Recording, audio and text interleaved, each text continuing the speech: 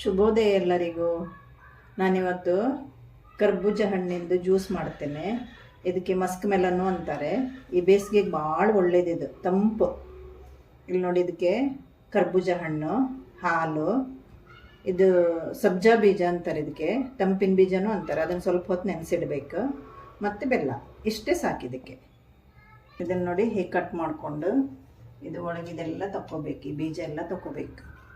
ಇದು ಬೀಜ ಎಲ್ಲ ಯೂಸ್ ಮಾಡೋದು ಬೇಡ. ಇದು ಬೀಜ ಎಲ್ಲ ತೆಗೆದು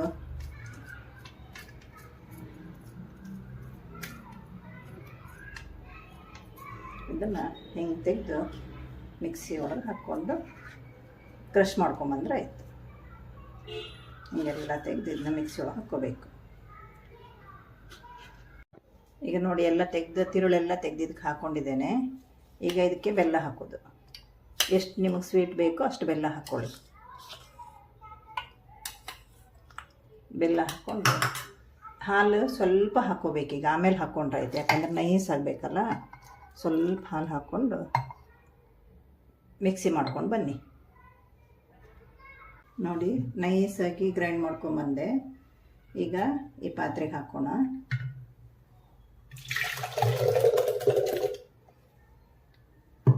ಮೊದಲು ಹಾಲು ಹಾಕ್ಕೊಳ್ಳಿ. ಹಾಲು ಹಾಕ್ಕೊಂಡಾದ್ಮೇಲೆ ಮತ್ತು ನೀರು ಬೇಕನ್ಸಿದ್ರೆ ಮತ್ತು ನೀರು ಹಾಕ್ಕೊಂಡ್ರಾಯ್ತು. ಹಾಲು ಹಾಕ್ಕೊಂಡ್ವಾ. ಈಗ 1-2 ಸ್ಪೂನು ಸಬ್ಜಾ ಬೀಜ ನೆನೆಸಿಟ್ಟಿದ್ವಲ್ಲ, ಅದು 2 ಸ್ಪೂನ್ ಫುಲ್ ಹಾಕ್ಬಿಡಿ. ಈಗ ನೋಡ್ಕೊಂಡು ಮತ್ತು ನೀರು ಬೇಕಂದ್ರೆ ನೀರು ಹಾಕ್ಕೊಂಡ್ರಾಯ್ತು. ಭಾಳ ದಪ್ಪ ಇದ್ರೆ ಚೆನ್ನಾಗಿ ಅನ್ಸೋದಿಲ್ಲ, ಅದು ಸ್ವಲ್ಪ ನೀರೇ ಇರಬೇಕು.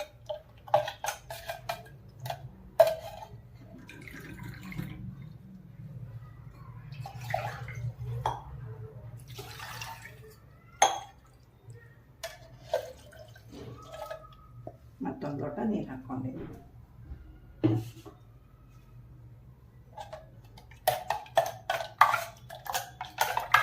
Juice ready.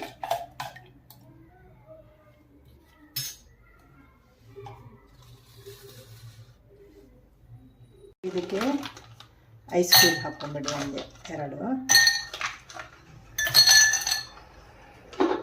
ಐಸ್ ಕ್ರೀಮ್ ಹಾಕಿ ಈ ಜ್ಯೂಸನ್ನು ಹೀಗೆ ಚೆನ್ನಾಗಿ ಮಿಕ್ಸ್ ಮಾಡಿಕೊಂಡು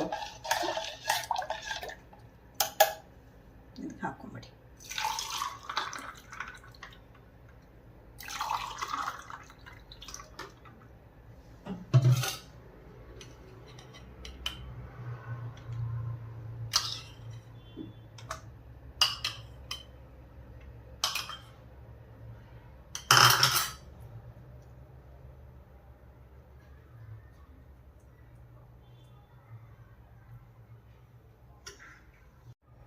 ನೋಡಿ, ಬೇಸಿಗೆಗೆ ತಂಪಾದ ಕರ್ಬೂಜ ಜ್ಯೂಸ್ ರೆಡಿ.